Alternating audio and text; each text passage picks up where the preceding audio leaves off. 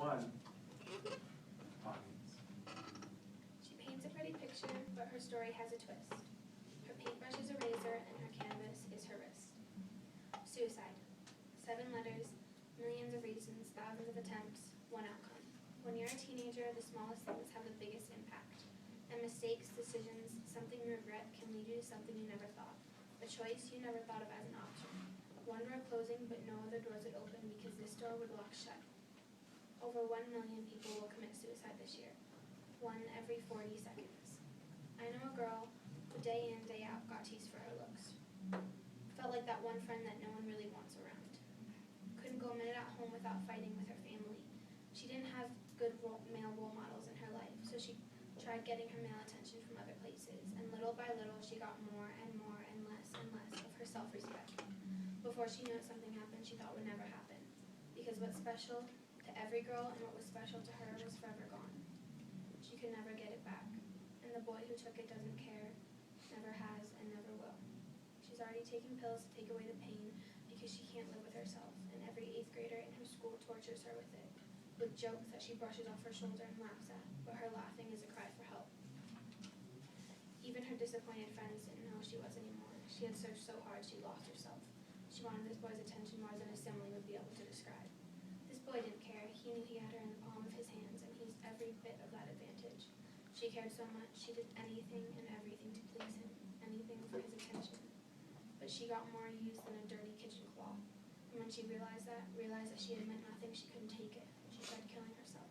She came so close to a point where it was one more pill to kill, and before she popped that last pill, before she took that last breath, she thought of someone other than herself. She thought of her sister trying to wake up her dead, lifeless body. So she put the bottle down, passed out, lived, but on the inside was dead. And the next day went back trying to get this boy's attention, went back trying to hurt herself like a drug addict needing another fix, because being called a whore, slut, and worthless made her feel like all these things, like no one cares, so why should she? She's trying to find herself, be herself, but it's hard to be yourself in a world that's constantly trying to make you something else. Suicide doesn't just affect you, because every single person who's been close to someone who took their life dies a little with them. Think about this. Put yourself in these shoes. You come home from school one day, and everything's becoming too much. The people you care about don't care about you. Your friends are turning against you, constantly getting judged. You feel like everyone's banging on your walls, trying to break them down. You're done. You go home and cut the deepest cut, but that's not enough. You grab a bottle of pills and take every last one. A tingling sensation goes through your body. Everything's so fragile. Then it breaks.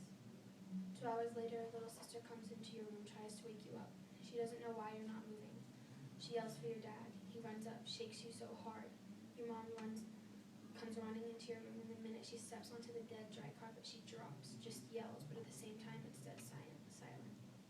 The doctor tells your parents you've been gone for hours too late. The next day of school, your suicide gets announced. No one talks, no one moves. Your best friend tries to get up, but drops. Can't cry, tears won't come out. Tries to yell, but her throat feels like it's closing. Everyone blames themselves. The boy that ruined your life never forgives himself for using you. Your teachers think they pushed you too hard. The girls who hated you suddenly want nothing more but to see you.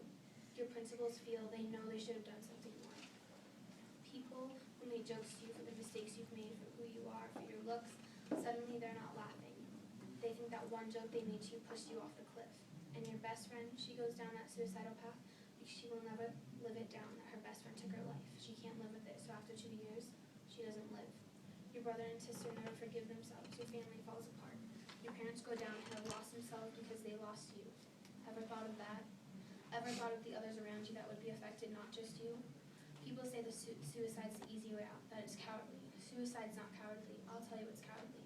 Treating someone so bad they want to end their lives. But just because it's not cowardly doesn't mean it's not selfish. It doesn't mean others around you won't feel the pain that you so deeply felt and so quickly quit.